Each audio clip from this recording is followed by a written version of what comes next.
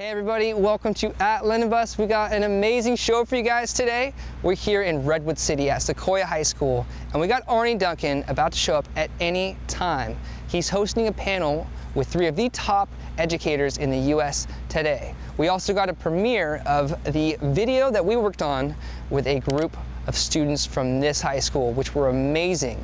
Another thing to keep in mind, everything you're seeing today, from the camera work to the audio to the broadcast switching, is being run by students from this same school, and they've been trained and they're ready. Let's go see how they're doing.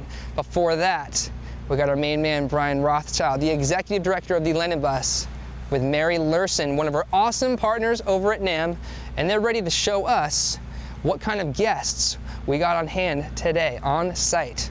What do you guys got? Hey, I'm Brian Rothschild, Executive Director of the John Lennon Educational Tour Bus. I'm here with Mary Luehrsen from NAMM at Sequoia High School in Redwood City, California. We're excited because we're awaiting the arrival of Secretary Arne Duncan for the kickoff of his Education Drives America tour. Good morning, Mary. Good morning, Brian. It's been a bit of a cliffhanger. We're sorry for all of you that have logged on to the Support Music Coalition. We're a little bit late, but we're going to compress it. Secretary Duncan will be arriving on a bus behind us, but we're going to chat with some people along the way.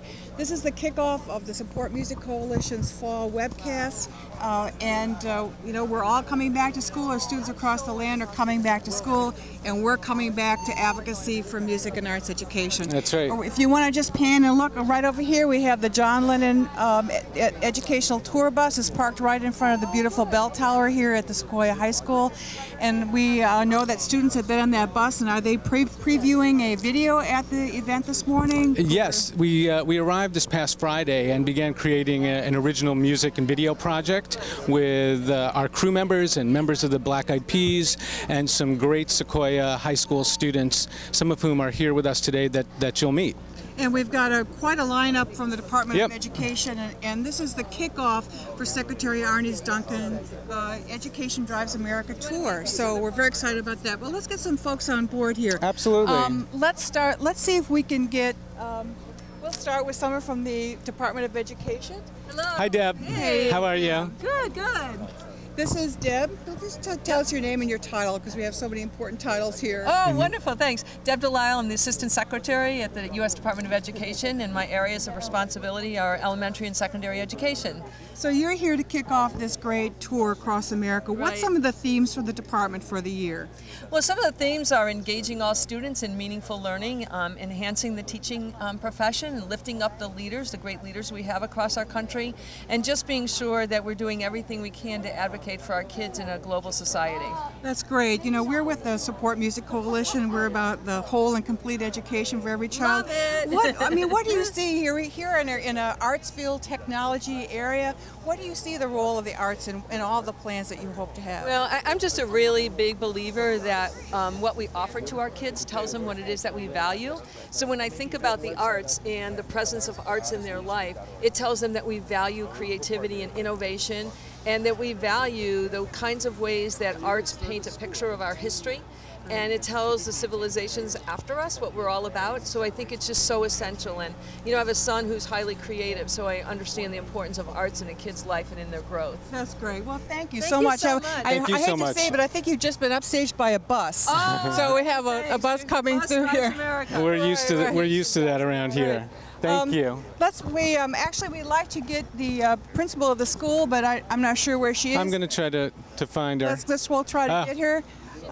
All right, but let's have the music teacher come over. Danny? It's Danny Brooms, music teacher here at Sequoia High. How are you, Danny? Hi, Danny. Hello. Thanks for having us here at Sequoia, and you're the orchestra teacher, I understand, right? Yes, I am. So here we are in a tech-filled land and a school that has a lot of technology. What's the role of music and the arts in the school? Actually, we've spent the last 5 years expanding the arts at Sequoia High School. We went from 1 music teacher, now we have 3.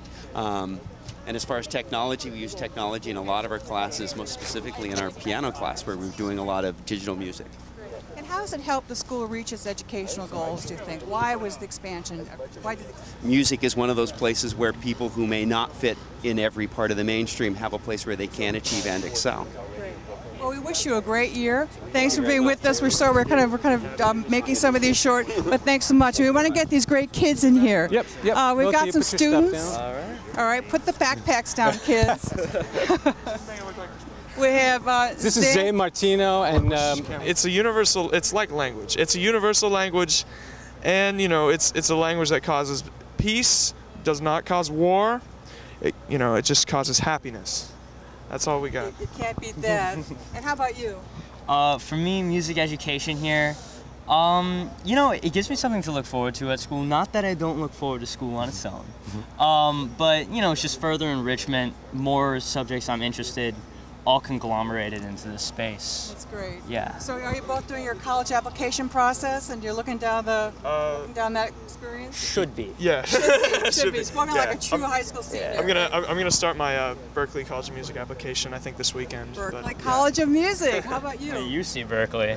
Really? Yeah. So music's going to be a big part of your future. How about you? I think music will always be a hobby. Right now, I'm going to go, you know, a conventional path, major in some type of science. But I mean, who knows? I might pursue it later in life.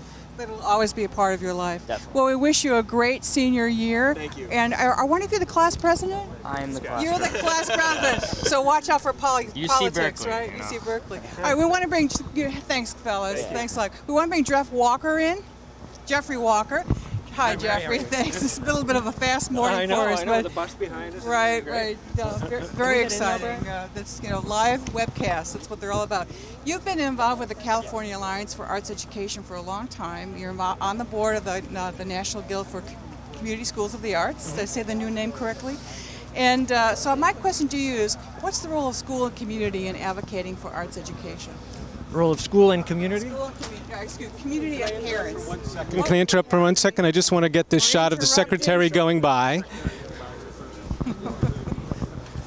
Shot of the secretary walking. Hey, Arne. How you doing? Thank you so much for doing the project yesterday. It was an amazing thing, and we value your support in arts and music education. Support music. Hi, Secretary. Thanks so much for being here. Great to see you. Thanks for you guys' leadership. It's just amazing opportunities you're creating for folks around the country. We're talking to a lot of people around the country who are, back to school, back to advocating for arts and music education. So thanks for all of your involvement. Well, we got a lot of hard work ahead of us, and these kinds of opportunities need to be the norm for every single kid rather than the exception. We got to get that done, and we're not there yet as a country. So I appreciate what you guys are doing to shine a spotlight and let the world know what amazingly talented kids we have. Right, they are. We just spoke to the class president here, who is plays in the band. So it's all about this. So, well, we'll be broadcasting this live. They're calling you. Yep. I'm looking forward. Thank you again. We'll see you back. Take care. Bye-bye. Thanks a lot.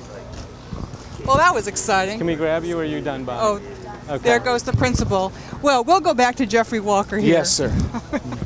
I'm so honored to be upstaged by the secretary. I know. First a bus, and then a secretary, right? So my question is the role of parents and community in keeping music education strong, music and arts education strong. I think what he just said is so important. Now can you hear me? Okay, so the role of parents and community in keeping all these opportunities alive. It's like in all parts of education, in all parts of building healthy communities, we have to work together. So that means parents, that means students, that means non-arts people working with arts people, that means arts people working with non-arts, so that we build a coalition around change that's really focused on healthy communities and healthy children. It's like we have to believe in what we believe in, but we also have to have good dialogues and bring forward what's important. And we actually think in the arts that's one of the things that we help to build in people, communication. So I have to ask a question, because you've become a real expert in advocacy and how organizations work together. If you could say to a parent, this is the one thing you need to do to keep music and arts education strong for your students, what would you say?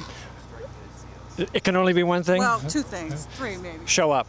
Show up. Show up. Be there. It's not only the responsibility of the school, it's your responsibility as a parent to give your child the best experience possible. At Support Music we talk about so much monitoring budget processes, going to school board meetings, having a celebratory sort of coalition that we're there to make it visible, to make it more aware. And knowing when decisions are being made so that you can have an influence on them. Yeah. So there's a lot of things going on in California. Any final words about how California is going to make it through some very interesting financial times, and the arts will remain a priority? I think California is not exceptional in that sense. All across the nation, we're all facing extraordinary financial times.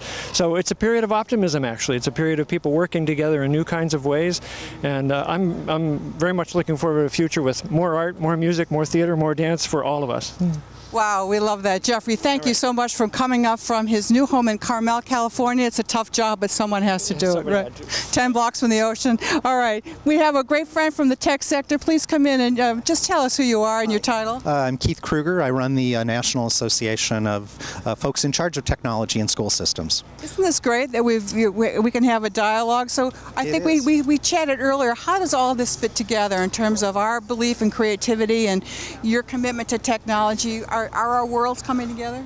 I hope so. I think that, we really, the start of this bus tour is really an opportunity to say, what does learning look like today? And what are we able to do today that we couldn't do before? And I think some of the exciting things like with the Lennon bus and others, letting kids create and letting kids be engaged. We have a real engagement problem in not only dropouts, but even as kids get into high school, even our best students are less and less engaged. So how do we find what their passion is and let them go deeper? Great, great. So what is your association involved? Is it connect the technology officers in schools? And we're the chief technology officers of school systems around the country, and what better place to come than Silicon Valley to see what's possible. And are there a lot of arts teachers involved in your association, or is there a call to action to have more of those teachers? I think there needs to be a real conversation between all the factors of all the teachers of school systems, but particularly creative ones like teachers, of how do we leverage technology to really create new types of learning. Great. Well, we invite you to be part of our coalition. Excellent. Let's take the step forward together and create the dialogue. So thank you very much for being with us. I think we're wrapped. We have one more. We have one more. Yes. This is Steve Robinson. Steve Robinson, I met you. Yes, Special Assistant Domestic Policy Counsel. Yes, I'm so glad that you could join us this morning, and thank you for waiting for the bit of a delay. So from the White House perspective, what an interesting day to kick off the school year with Secretary Duncan. We're here again kind of representing the arts, music, creativity. We're in Silicon Valley. Right. How does this all fit together from the policy perspective?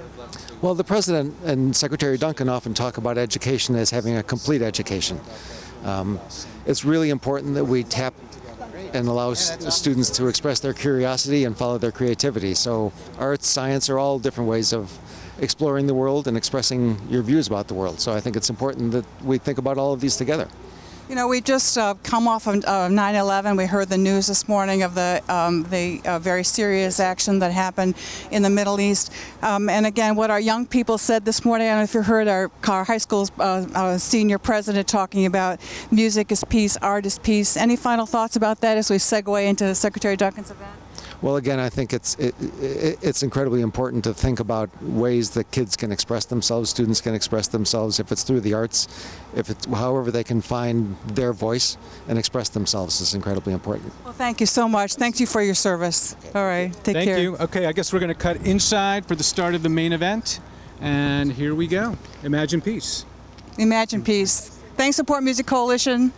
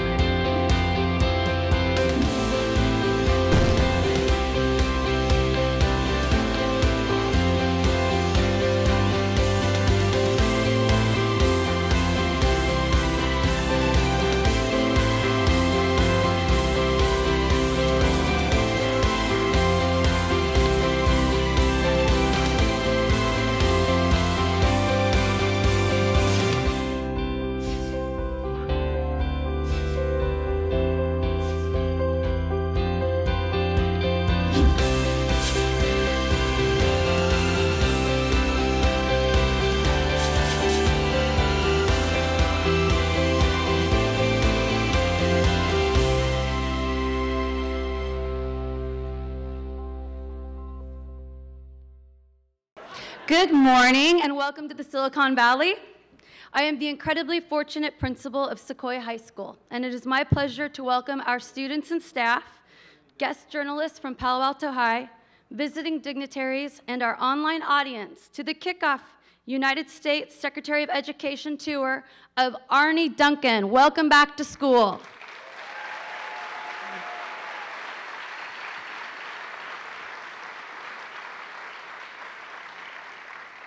You are doing tremendous work, and we are so grateful to you for choosing us. Sequoia High is a school that is 51% Title I and 57% free or reduced lunch students. Every year, 25 to 30% of our student body is undocumented, and 40% of our kids are second language learners. As an international baccalaureate school, our students come from homes that value diversity, and families have chosen us because they want their teenagers to go to school with the rest of America. We are also a school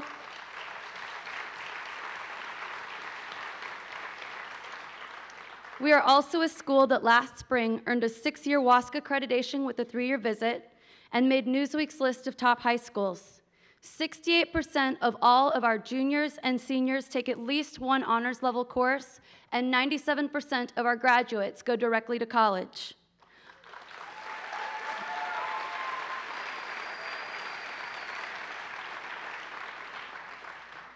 All of this is not by chance. We enjoy the luxury of a supportive board and soup staff, and elementary districts that, though they have far less money than we do an incredibly good job of educating their students and sending us teenagers bought in and ready to learn.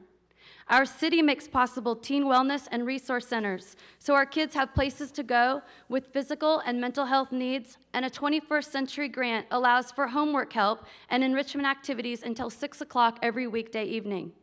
As one of the highest paying districts on the peninsula, we are able to recruit and retain the best.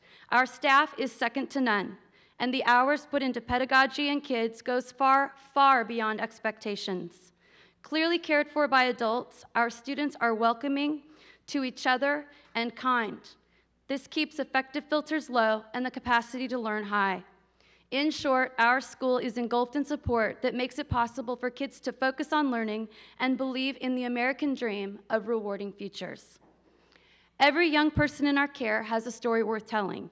Today you will meet one of them. Alejandro Castro Peña is one of Sequoia's students who has been working with the John Lennon Educational Tour Bus, a nonprofit state-of-the-art mobile facility. If you haven't seen the bus, please take a tour and meet Brian and his amazing staff after the event is over. The bus is parked right in front of the school. Alejandro came to the United States 4 years ago and started his freshman year at Sequoia in beginning English language learner classes. As a senior, he is college-bound with 2 international baccalaureate honors courses on his schedule, including Honors English. It is my pleasure, that's right.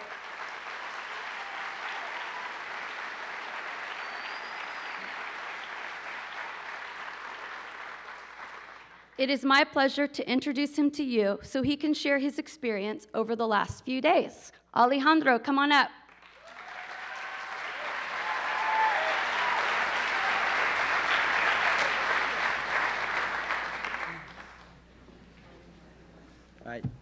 So hey, what's up everybody? Like you guys know, my name is Alejandro Castro, and let me tell you a little bit about myself so you guys are not wondering, who is this guy in front of me and why is he talking, you know? I was born in El Salvador back in 1994.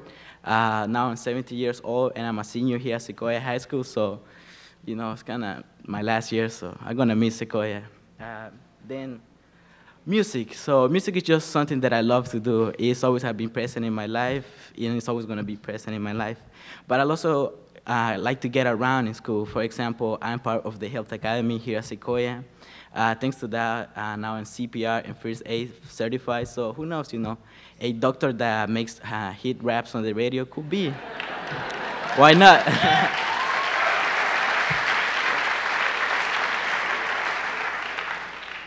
So yeah, a doctor, you know. So how did I get to be in the Lennon's bus? Well, first of all, I got called to the principal's office, so I was like, oh, I'm in trouble or something, you know. So So I was like, as I was walking down the principal's office, I was like, oh, praying, already trying to come up with an excuse or something for whatever I was doing. But thankfully, as soon as I walk in, she says, don't worry, you're not in trouble. So what a relief for me, you know. But then she told me that she wanted me to be part of this amazing group right here in front of the road, to be part of this group that we were going to be at the Lennon's bus. So that's how we all got to be at the Lennon's bus. And so, when I was at the Lennon bus, I got the opportunity to meet all these amazing people, the Lennon's bus crews, you know, which I would say that they dedicate their lives to help younger generations achieve their dreams and their future by doing what they love the most, which is music. So that's something incredible, I think, because of them. So we also got a lot of help from some of the members of the Black Eyed Peas. For example, Tex that help us come up with the lyrics, George Pahom that help us with our guitarist, and then Prince Board that was the musical director and make sure the song sounded incredible. And he couldn't be here today, but he left a message for all of us. So let's check it out, you know. Gracias, Alejandro.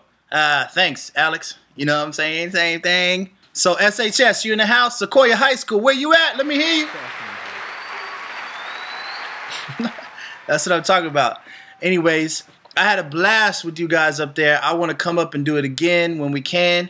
You know, this whole experience is something that you cherish for a lifetime. I mean, I cherish it because I love to see people grow with the technology and just learn like different facets and aspects of the music world. I mean, you can be a producer, you can be a musician, you can be a singer, you can do so many different things in this world, and it takes so many things to bring it together. So you can play a very important part and not have to be like the quarterback of the team. You know what I mean? Like the lead vocalist, you don't have to be that, but you can be that too.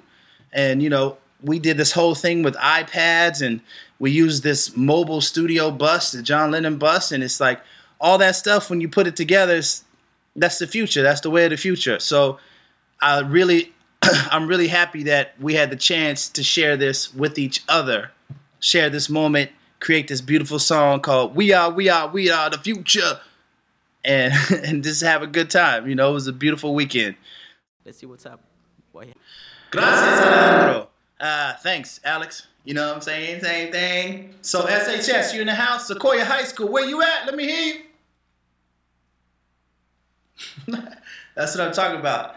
Anyways, I had a blast with you guys up there. I want to come up and do it again when we can. You know, this whole experience is something that you cherish for a lifetime. I mean, I cherish it because I love to see people grow with the technology and just learn like different facets and aspects of the music world. I mean, you can be a producer, you can be a musician, you can be a singer, you can do so many different things in this world, and it takes so many things to bring it together. So you can play a very important part and not have to be like the quarterback of the team. You know what I mean? Like the lead vocalist, you don't have to be that, but you can be that too.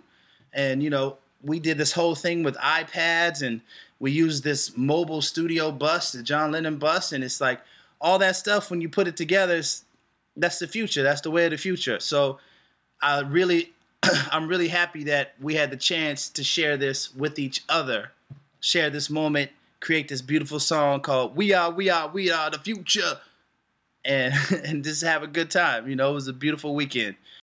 Together, we must work to ensure that every child has access to a world-class education, one that prepares them to live, learn, and work in our increasingly interconnected world.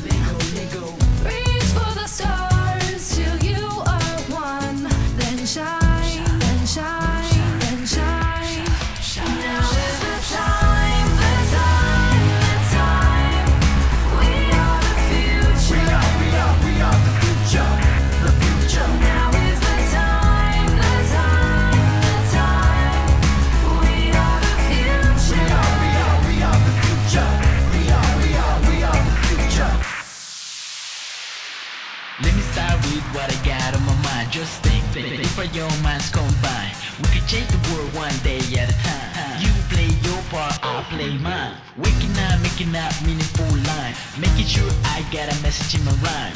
Hits to make and charts to climb. You can sing, dance, however you decide.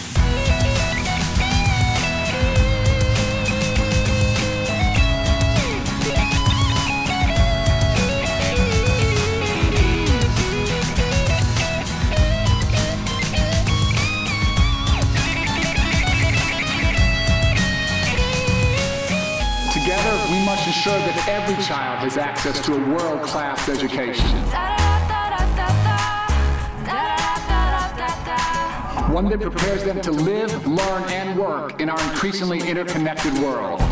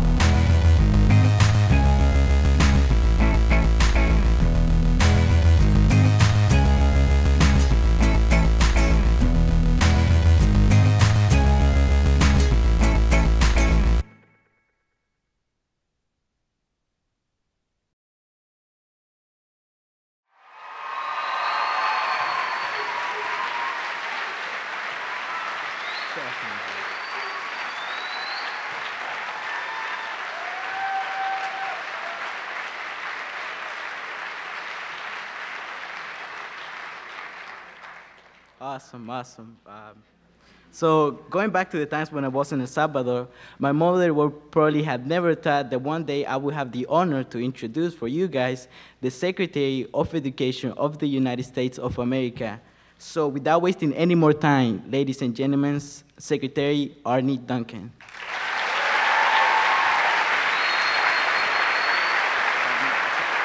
Great job. You killed it. Great job. Thank you, thank you.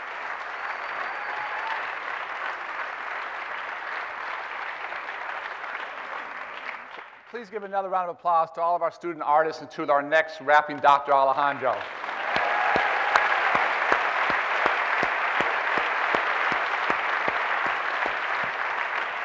Now, that was a lot of fun. Clearly, they did an amazing job, and clearly, I need to keep my day job. And I thought about leaving the education bus tour, going on the John Lennon tour, but I don't think they'll take me on that bus.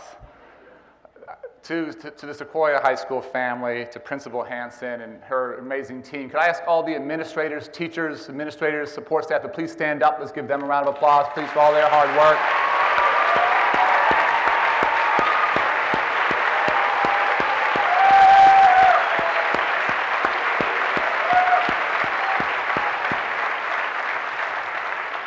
This is a remarkable school. We're thrilled to kick off the bus tour starting here. There's so much going right here. Teachers that care passionately, extraordinary principal leadership, students themselves who are taking their education very, very seriously, a culture of high expectations. And my goal, my dream for the country is to have every student in the nation have a chance to go to a school like this. And just talking to a couple of the students in the room before we started, one of them said very poignantly that while this school is great, too many of our friends go to schools where they're not happy, where they don't feel supported, where they're not getting the education they need. And so our challenge is to make a great education the norm. And we're working as hard as we can to do that. We think each of you has this amazing potential, whether it's as a rapper, whether it's as a doctor or a teacher or a public servant, whatever it might be, we collectively want to put you in a position to fulfill your dreams. Principal Hansen talked about students here, many of whom happen to be undocumented. Please keep pushing on your education. I love what California's done. Nationally, we have to pass the DREAM Act. That hasn't happened. That has to get done.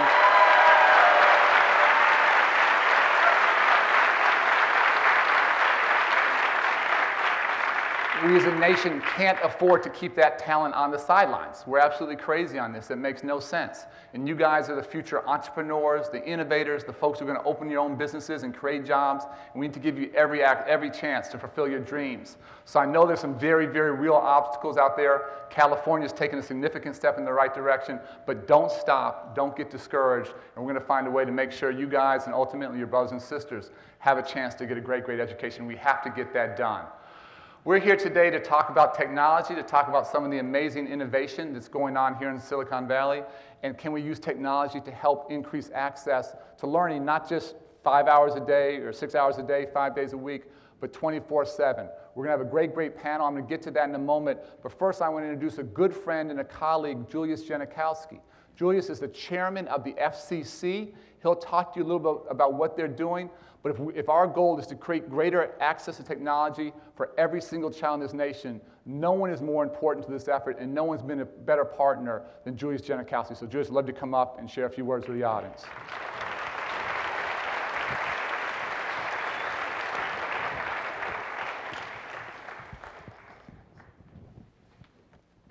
Hey, so how you all doing? Can't hear you. Go Ravens. And Alejandro and all you artists, just amazing. You know, we're here today to talk about technology and education. And there's no one in the world more passionate than I am about the opportunities of technology for education. And the Secretary has been such a great leader on this and so many other things. But I just have to say, you know, listening to that song and seeing the enthusiasm around it, the opportunities for arts and education, obviously so tremendous, and you see it right here. And I think what we so want to do with all of you in schools over the country is find every possible way to make education in the United States be what it can be for all of our students, all of our parents, all of our teachers. I'm just so grateful to Secretary Duncan for his leadership at the Department of Education. I'm less grateful for his skills on the basketball court, which never turn out good for me, although I've worked very hard to produce a son now who's 20, who's reasonably competitive with Arne, although I'm not sure he would have been if he wasn't a few years younger. Principal Hansen, all the administrators and staff here, I've heard so many wonderful things about this school, and I congratulate you on your incredible work. And I think Arne's going to introduce the panel, but I just want to say that you are going to see in a few minutes three of the most interesting innovators in the space of education and technology. And I think you're going to find that each of them is quite humble, quite soft-spoken, but let me tell you, they are inventing the future every day, and I'm just so thrilled that they're here to be part of this.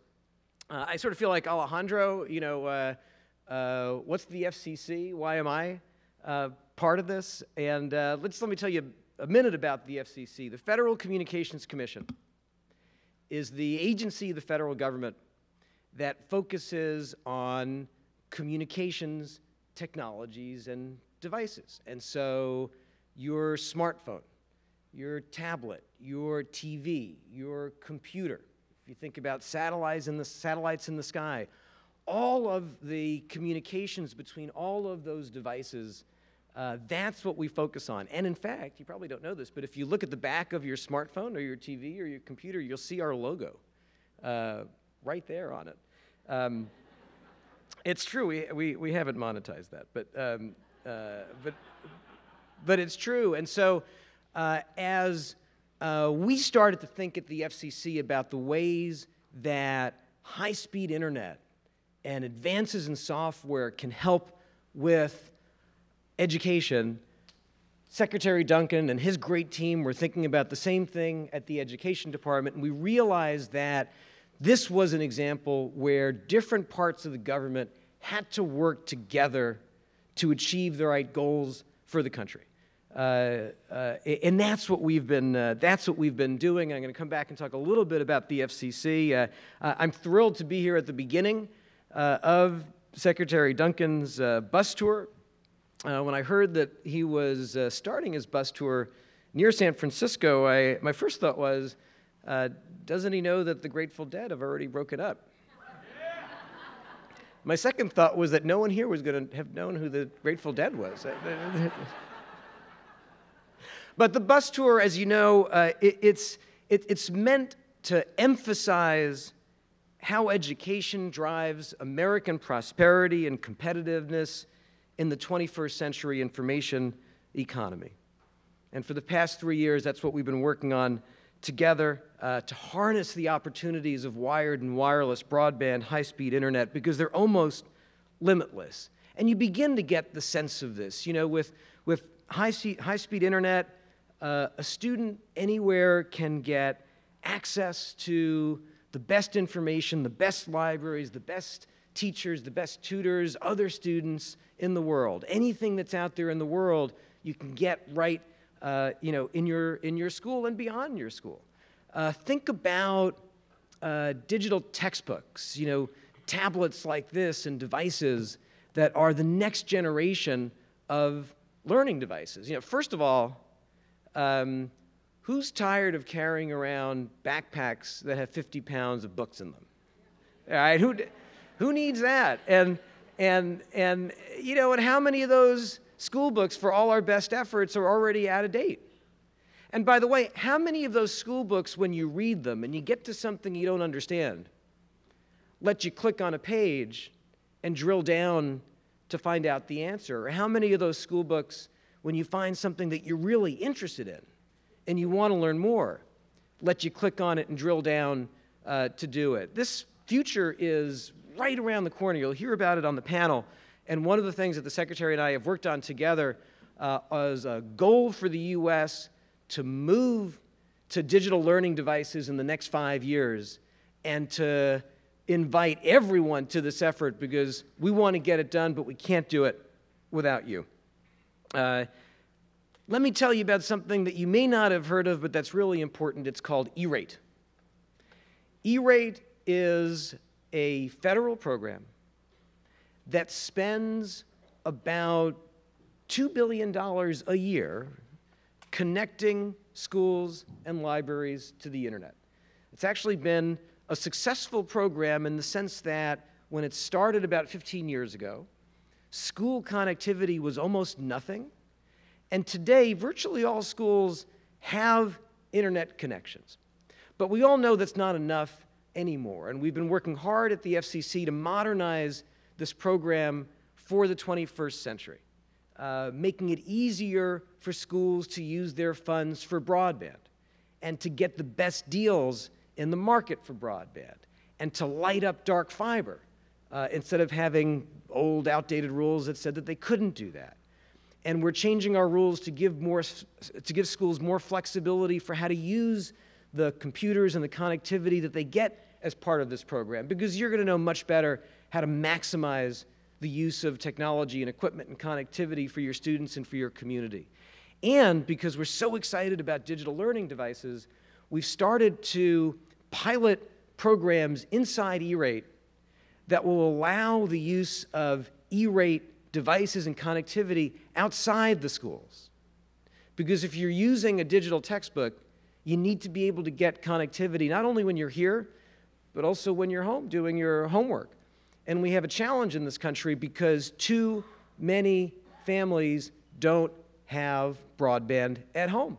I talk to teachers around the country who say, I have got a real challenge because I know I want my students to be doing homework on the internet, using the internet. I want them to develop the skills that are needed in today's economy. I want them to have every chance they can have.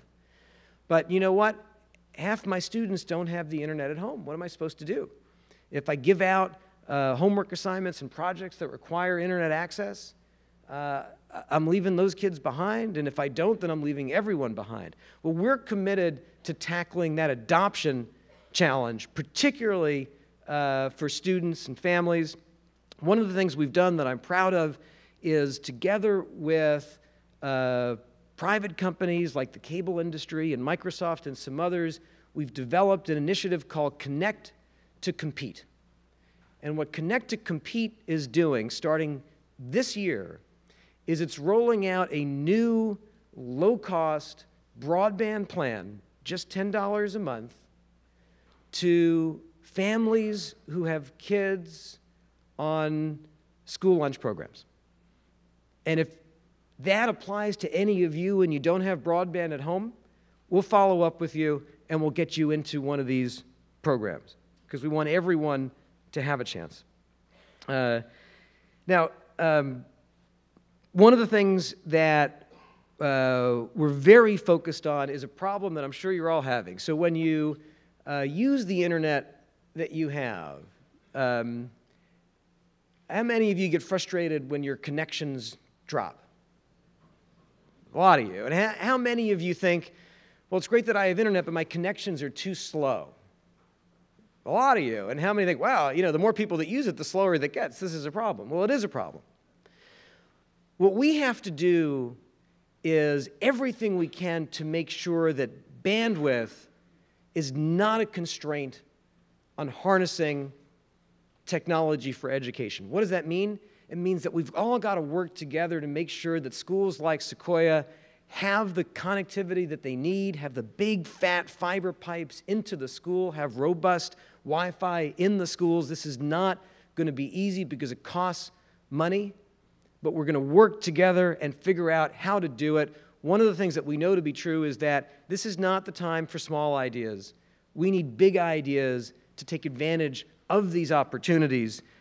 We know that in other countries, people are waking up every day thinking about those ideas and implementing them. So let me just close with this. I'm so grateful to be here. I love coming to schools like this. This is a particularly powerful school for me to be at. Mark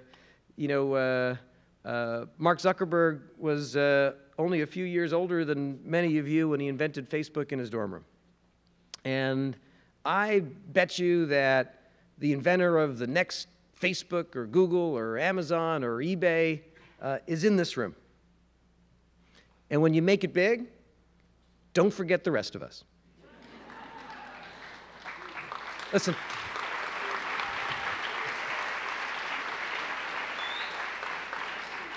Thank you for having me. Go Ravens and enjoy the panel. Thank you. Thank you so much, Julius. Now I want to introduce our three panelists. I think these are some extraordinary visionaries and look forward to having a great conversation with them. Catlin Tucker. Catlin's a Google certified teacher and teaches English 9th and 10th graders in Sonoma County. She's also the author of a new book entitled Blended Learning for Grades 4 through 12, Leveraging the Power of Technology to Create a Student-Centered Classroom. Coming up, Catlin. Give her a round of applause. Salman Khan. Salman's an educator and founder of Khan Academy, which my children participate on. Sounds like many of you. A free online education platform. And they have delivered over 186 million lessons to a global audience. And finally, Andrew Ng. Andrew's director of the Stanford Artificial Intelligence Lab and the co-founder of Coursera, a new online platform designed to support top universities, and they've offered more than 1 million classes to students around the world. So this is a remarkable group, and I'll start maybe at the other side with Catlin. You've been teaching for a while. Why your passion for blended learning? Why do you think this is so important for your students and for students across the country? So I've been teaching for 10 years, and really for me, my interest in blended learning came out of a place of desperation. I wish I could say that it was a desire to be innovative and progressive, but with all the challenges that teachers are facing, class sizes and lack of resources, for me, I felt like I needed to be able to extend the learning beyond the physical walls of my classroom, and I really wanted to give every student a voice, and that's hard to do in the physical classroom when there's so many barriers that, make students feel uncomfortable about speaking in front of their peers. So for me, it's about really wanting to engage them, create a community both in my classroom and beyond, so that there would be much more dynamic, active learning happening. Thank you. Salman, you started out wanting to help your relatives. You ended up helping millions and millions and millions of children around the world. How did that happen, and what's your vision for where Khan Academy can go? Yeah, it was, I was working in the, I was an analyst at an investment firm in Boston, and I had a cousin, a 12-year-old cousin, Nadia, who needed help. She was in New Orleans, I was in Boston, so I started tutoring her, and then word got around in the family that free tutoring was happening, and so you fast forward about 2 years, and I started tutoring about 15 of my family, friends, and cousins after work every day. And then a friend suggested, well, you know, just to help you scale, why don't you put some lessons on YouTube? And I immediately said, no, you know, YouTube is for cats playing piano, not for serious mathematics.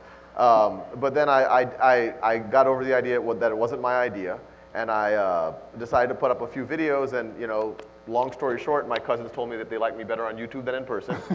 And I kept going, and before long, it was clear that people who were not my cousins were watching. What's your vision for where this is going to go? Yeah, you know,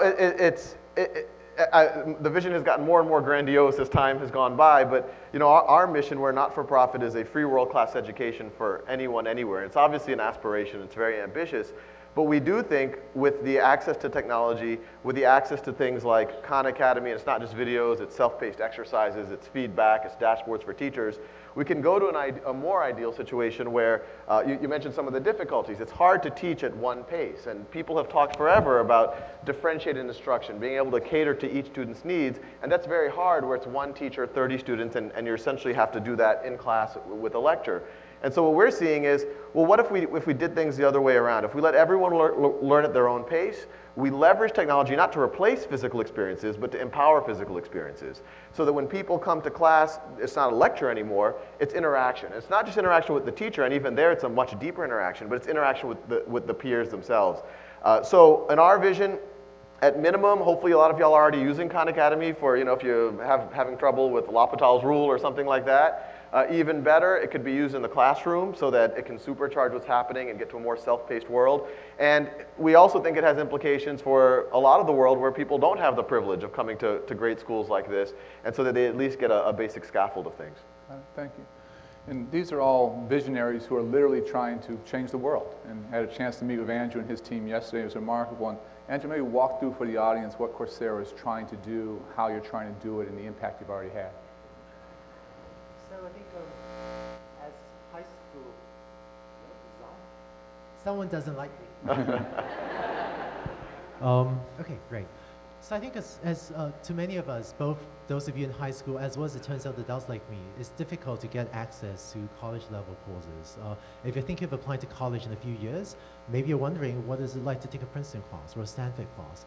And to you, as well as to me, it turns out I can't actually take a Stanford class, or I can't actually take a Princeton class because it's across the country. But thanks to technology, what Coursera is doing is we're working with 16 universities, among them mentioned Princeton, Stanford, Penn, Michigan, Duke, University of Toronto, a bunch of universities, to take the best professors from the best universities in the world and put their courses online free for anyone to take. So if you wake up tomorrow morning and you want to sign up for a Caltech class, see what a little bit of a college experience is like, see if you can do well in it, list it in your resume maybe if you complete the class, but when you apply to college, you can now do that for free. These are hard courses. In case any of you give it a shot, these are hard courses, and they're weekly lectures, they're weekly homework deadlines. If you miss a deadline, you miss a deadline. I find it hard to keep up with the work and the classes that I'm trying to take online because I have a job as well. But I think today, those of us that live in the U.S. are fortunate to live in a improving education system. But many people in this world just don't have access to a high-quality education. And what Coursera is doing is working with the best universities to try to put a high-quality education online, free for anyone in the world to take. Catlin, so much of what we're focused on is trying to give students opportunities who didn't have them before and do that at like literally no cost for free. So that's hugely important. It's also hugely important to better support teachers. And if our teachers are going to be world-class, how do we use technology? How do we use online networks? We had Connected Educator Month last month in August. How can technology be used to help teachers master their craft and support each other in ways that historically simply weren't possible? Well, I think it's a really good and it's a complicated question because I don't know about this school district, but I don't have any professional development days anymore. They've been cut. And so for me, if I was relying on my district or my school to, help me further my own education and refine my practices and explore new technologies, that's not going to happen on my school site. So really what I've had to do and what so many educators I feel like are doing is really building a PLN, going on Twitter and following ed chats and really engaging with other people who are doing exciting things. They're blogging about it. They're sharing resources. There's one of the it's daunting, all of the technology for a lot of teachers who have been teaching for years and perfecting their craft, but there's this incredible opportunity and there's so many resources online that it's an exciting time to be a teacher. And if you can connect with other educators and really pursue your own learning, I mean, what do I want for my kids? I want them all to love Shakespeare and leave my class loving literature. Is that gonna happen for all of them? Probably not. I want them to be learners and I want them to know how to pursue learning way beyond my classroom. So if I'm going to do that effectively, I have to model my own desire to be a lifelong learner. And by pursuing my own professional development, and so much of it is free now, that you can go and you can access on the web. That has been super useful for inspiring me and connecting me with the kinds of people that can help me, improve as an educator. And there's always room for improvement. Thanks. And so much of what we're focused on now is this ideal of individualized instruction and personalized learning, and how do you not teach to 25 or 30 or 40 students in a class, but meet each child where they are, help them improve, figure out their strengths and weaknesses. How does Khan Academy do that? Yeah, and we've seen different use cases in different classrooms. Where we've seen it best is students work at their own pace, whether it's doing the exercises or watching videos. And what this also does is it allows them to go back. I mean, we've seen classrooms where it's called an algebra classroom, but some students are a little bit weak on pre-algebra. And in a traditional classroom, there's no way for them to go back. And some students kind of know the algebra, and they're ready to move ahead to geometry or trigonometry or whatever. So this lets them go work at all at their own pace. But what's really important is giving the kind of empowering the teacher with as much data as possible so they know where everyone is. So instead of having to give a one-pace-fits-all lecture to everyone, they can say, hey, look, Billy's having a little bit trouble with negative numbers. Andrew already knows negative numbers. Maybe I can get him to peer tutor. Or there's 3 students over there who are moving ahead and they're ready to learn this. Maybe I'll do a very focused intervention with them. And in our minds, there's a lot of talk in education about student-to-teacher ratio, which is obviously important. The lower the number, the more attention you get. But an even more relevant number that's obviously related is student-to-valuable time with the teacher ratio. And for us, if a teacher's time is spent doing grading homework or handling paperwork or whatever else, and that's time that's lost from students.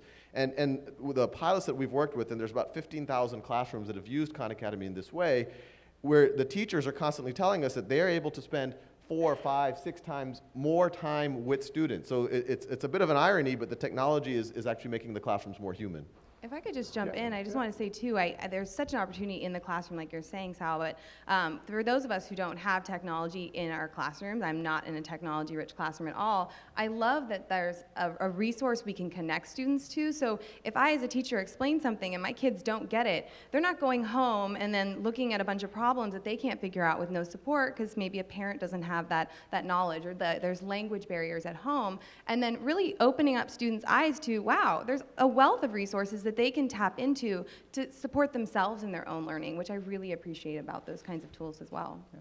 So Andrew, for you, the idea of having access to extraordinarily high quality college classes for free is mind-boggling. It's fantastic.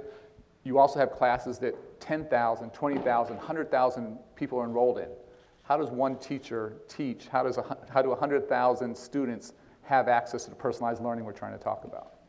So one of the challenges when I taught a class of 100,000 students, and one of the challenges of developing classes like these is the technology. So wearing my Stanford professor hat, for several years we've been developing auto-grading and also other forms of technology to enable a broad range of courses to be offered.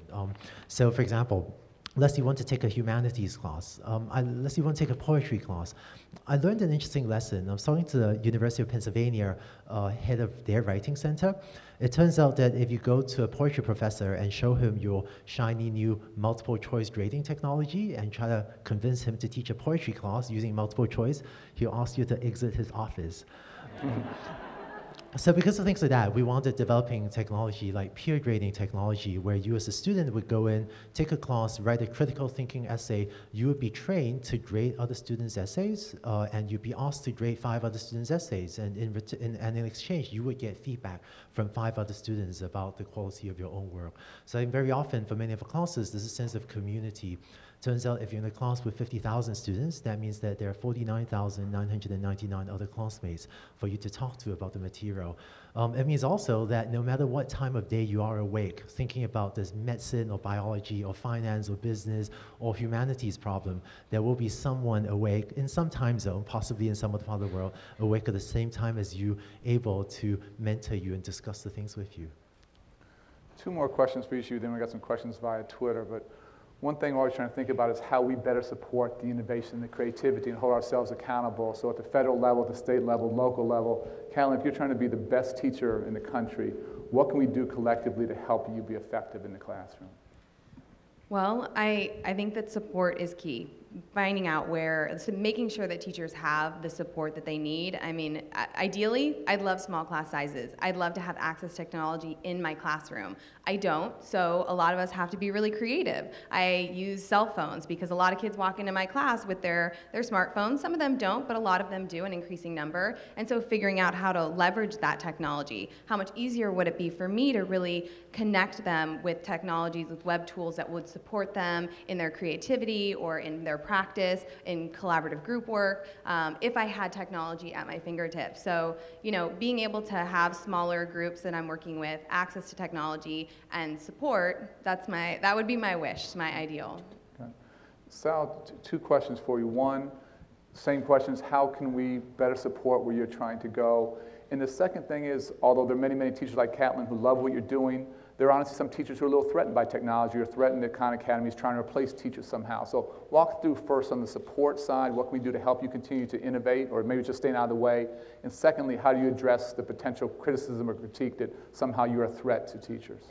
Yeah, and in terms of what we need, I actually think, you know, following up what Andrew talked about, the more people that use this type of thing, they're actually, it improves everyone's experience. I mean, we have 5 million people using the site. You have this dynamic where people start to help each other. So a big thing is just to literally use the site, have awareness, tell people. I mean, it's literally a free tutor. I mean, I was telling some folks that, you know, Bill Gates famously said that he uses this with his kids, and he can afford tutors, and so. Quite a lot of them. quite a lot of them, and so it's not just a kind of a free solution. It's something that people think has value, but it is free. So anyone who wants free tutoring, it's there for them. I think access is a big thing. I think that's probably the single biggest thing. I mean, hopefully, it does look like that's getting adopted faster. Technology is getting cheaper every year, but it's not happening fast enough. There's still too many kids who don't have access to this type of thing. In terms of the perception of, you know, people, a lot of times when they think about virtual education, they think back to Amazon.com versus Barnes & Nobles, and Amazon.com is somehow replacing Barnes & Nobles, and that domain, maybe for buying books or whatever, it might make sense, but what I strongly believe, I have very young kids, I see them going to a physical school, and I want them to go to a physical school where they're having deep interactions with great teachers. And for us, and everything we do in our mission is, how can we use technology to make classrooms more human, to liberate teachers, so that they can be more free to lead their students kind of in a self-paced environment. So in our reality, it's not about replacing the physical or replacing human beings, it's actually about empowering them. Andrew, what can we do to better support you as you try and transform opportunity for people in this country and across the globe?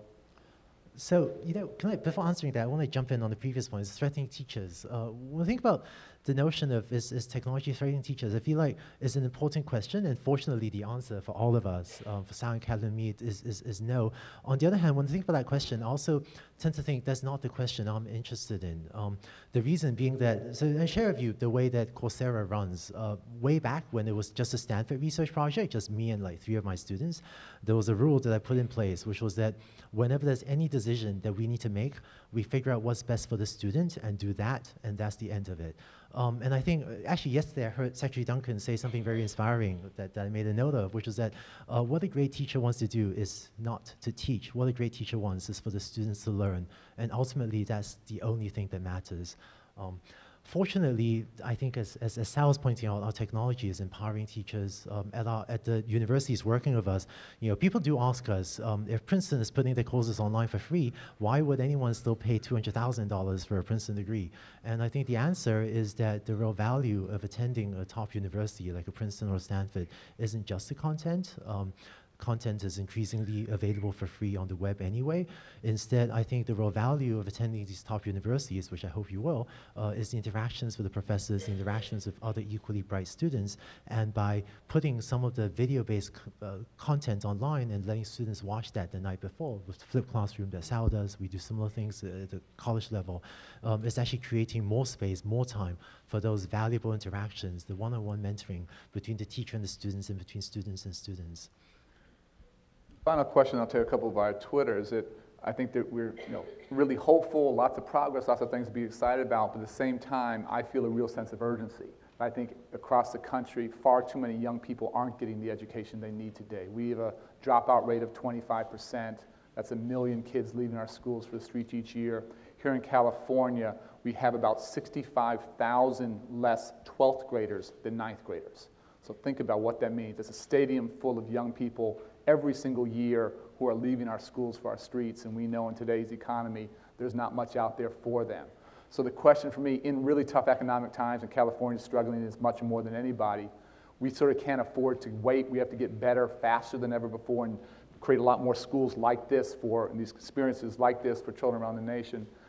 You guys are literally helping leading the country where we need to go. You guys are part of the visionaries driving us. But just give me your sense, 5 years from now, Catlin, in an ideal world, what does education look like in this country? Now, that's the same thing for each of you. 5 years from now, if we want to declare success, if we want to have significantly less dropout rates, significantly higher graduation rates, significantly more young people going on to some form of higher education, what does education look like 5 years from now? Well, it doesn't surprise me that so many young people don't go all the way through. Because if you go into a classroom, the traditional classrooms, and you see the way that they're set up, and students sitting and they're consuming information and they're listening and taking notes, and then they walk outside of your classroom and they're totally connected. And so the learning that takes place in a lot of classrooms does not mirror their life beyond the classroom. And so the more that I think that we as educators, I don't think technology is going to save education. I think great teachers with great tools is going to save education. And so for me, I would like to see classrooms that are really student-centered. Students sitting together in groups and hubs, using technology that they use in their real life outside the classroom to problem solve. Students are so conditioned to look to me or to the teacher for the right answer. And I actually had a student say, "Why do you make us look stuff up on our phone?" And I said, "It's a computer. I want you to use it. I'm not going to be there all the time. You're not going to have a teacher giving you the answers. You need to find the answers, and you can because you are so connected to each other and to resources." And so teaching students how to own their education, take an active role in it, work together, and see the other people in that classroom as incredibly valuable resources. I'd love to see those student-centered classrooms surrounded by technology, or including technology that kids are going to use and will need to know how to be tech savvy with when they leave our classrooms. What does success look like 5 years from now? And also, you've already had an extraordinary amount of success and impact, but to grade yourself 5 years from now, what would the world have to look like for you to think you've really done what you set out to do? At a high level, we've actually just released 1,000 videos in Spanish and Portuguese and Bengali and Hindi, and we want to localize the entire site. So in 5 years, we really do hope that it's a global thing, that beyond schools in Silicon Valley or in the United States using Khan Academy to do this more type of flexible classroom where students are learning at their own pace, and the classroom itself is a very human interactive experience, we hope that there are students around the world, and students of all ages around the world, who finally have access to information and education. I mean, if you go to places like India, Sub-Saharan Africa, even if you have the resources and they don't have access to people in their village who can help teach them, and even if they do, there's no way to measure what's happening. And so I think there's a reality where it's a global phenomenon. I mean, we hope that we're reaching 100 million students around the world in the next 5 years. And I hope that in 5 years, we're already starting to do research on how this changes the classroom, both subjectively and quantitatively, what the impact could be on learners. But I think we're going to a reality where a lot of the traditional barriers that, education, the model, this isn't what the human actors, the model is this thing that has been relatively static for the last 200 years. And I think this is an opportunity to start rethinking it. Can we start having break down walls between classes? Why do we separate calculus from physics? Can we start having 2 teachers teach 50 students instead of 1 teacher teach 25? And I think then you start getting kind of a very healthy level of experimentation and pushing the envelope. Andrew, again, Coursera's already had an amazing impact, but 5 years from now, what do you want Coursera to be doing? So I think in the last year or so, I've spoken with a lot of people about education. I find that even today, there are a lot of people that say that a high-quality education is only for the elite. There are a lot of people that say that high-quality education is only for the privileged. I say that high-quality education is a fundamental human right, and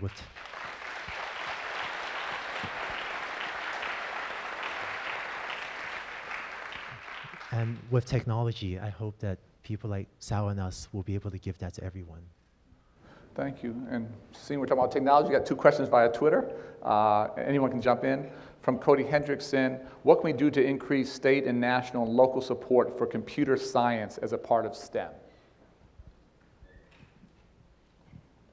Yeah, I think that it should just be a grounds up. We've actually just released tools for computer science that is really targeted at actually a lot of y'all's age. I mean, middle school, high school students. And I think it's just a groundswell. If students are asking for it, teachers are asking for it, parents are asking for it, obviously the job market is asking for it. I mean, you have structural unemployment here in Silicon Valley. You can't hire computer scientists fast enough. You have people coming out of college who are getting salaries higher than doctors, lawyers, and any other type of engineer. And at the same time, you have so many students who are having trouble finding a job. So there's a huge latent demand there. And I think at some point, it's just going to enter into the... We got a lot of students here. We'll just walk through that structural issue right now and the opportunity that these young people have in front of them right here in their backyard. Yeah, I mean, and I'm not, you go to Google, Facebook, any of these companies right now, they'll tell you that they're offering 6-figure salaries to 21-year-olds, and they cannot find enough people. And at the other side of it, you read newspaper reports every day that there are 21-year-olds that disproportionately are having trouble finding work. And so computer science there's a huge hunger for it, and I think there's another misperception about it being kind of a very, kind of, I guess, dorky field, for lack of a better word. Thanks, Al. Well, no, I also have a computer science degree, so yes. So we're trying to rehabilitate it, clearly. But the reality is it's an incredibly creative field. In fact, I'm always struck when people say, I don't want to be an engineer, I'm creative. Engineering is fundamentally creating new things that have never existed before. They should call it creationeering or something like that. And so I think if you are into creativity, creating new things that have never existed before, doing some of the stuff with that video earlier today, I actually think computer science, Andrew's got some courses, we've got stuff that's catered to your audience. It actually it's computer science as a creative art, so you can create portfolios of work. And then we hope that you can actually eventually leverage that to getting employment in some way. To me, one of the things most exciting about computer science is that if you learn to write a computer program, but I heartily endorse Sal recently launched a computer science thing. I played it for hours. It's actually really cool. We have some computer science courses, so check them both out. But the nice thing to me about computer science is the leverage that you have as a computer scientist.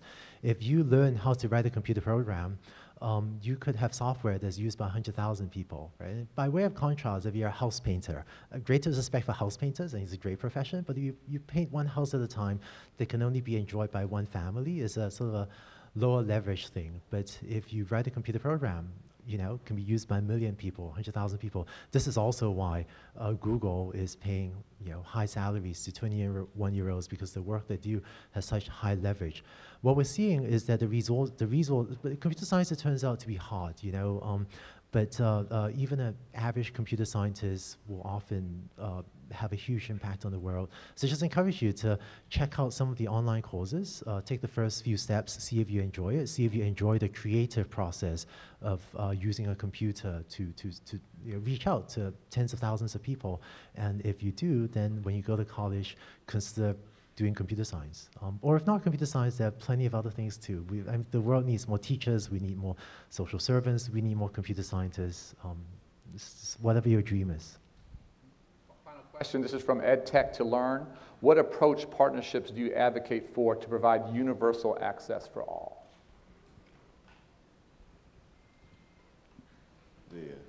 So I think I actually know that Sal's website, Khan Academy and Coursera are both highly accessible websites. I think disabled access is something that we take seriously. At Coursera, we actually have hired a company to audit us, and they've audited us over and over, and we really make best effort to make sure that the content is disabled access, not just to the blind, not just, but to people that can't use a mouse, people that, every single configuration, people that only use a keyboard, people that use a special mouse, people that can't use a mouse, but can only use this special pointing device. But I think I think for education to be universally accessible, this means many things. It means we need English captions for non-native English speakers, so that if your English is less fluent, you can still take our courses. Both of us do that, and we also need to make sure that our websites follow the best practices for disabled access, and I think both Sal and us take that very seriously. And I would throw on, I mean, we're doing our best to internationalize, localize into all of the world's major languages. Obviously, people with disabilities, we need to think about how we can address this better. And there's also the access issue. I mean, we've talked about access to computers. And I think there's some creative solutions here, after-school programs. Obviously, the more that we can get in schools, the better. But even partnering with retailers so that the kids can have access to computers in the stores or wherever else it might be. Everywhere around their life, we need to get more access to technology. And to build on that, I love the access to these great tools and things, but just getting kids online, whether that's figuring out how to connect them with places in the community where they can get online if they don't have access at home, and then figuring out how to get access for everyone. Because, I hear a ton of teachers say, well, my kids, they don't all have access at home, and I don't want to disenfranchise them. And I've become I've shifted. I don't think the question can be, what if they don't have access? I think the question needs to start being, how do we get them access? Because these kids are losing out on so many opportunities, so much information, and if we're not figuring out how to get them connected and how to learn how to use these tools, then they leave our classes even more disenfranchised than when they came. We have an auditorium full of young people, same age as your students. What's your advice to them? My advice would be to go in your class what I would love my students to do and I would love you guys to do is just to realize that your education is such a gift and to walk into your classes every single day as eager to learn as you possibly can. Look around at your peers and realize you're in a room with a wealth of talent, and you all clearly are gifted in tons of different ways, and start tapping into that. Don't be afraid to have a voice in your class. Don't passively consume information and let it wash over you. Take a really active role, because the 4 years you're here is gone in a blink, and then you're out in the real world, and you want to take advantage of every opportunity, every great teacher, every support that you possibly can while you're here. You guys have been a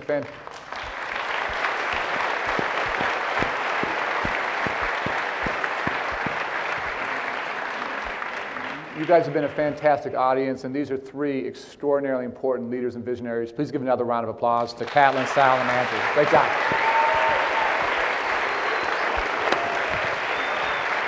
Thanks so much. Thanks. Great job. Thanks so much. Thanks a million. Appreciate it.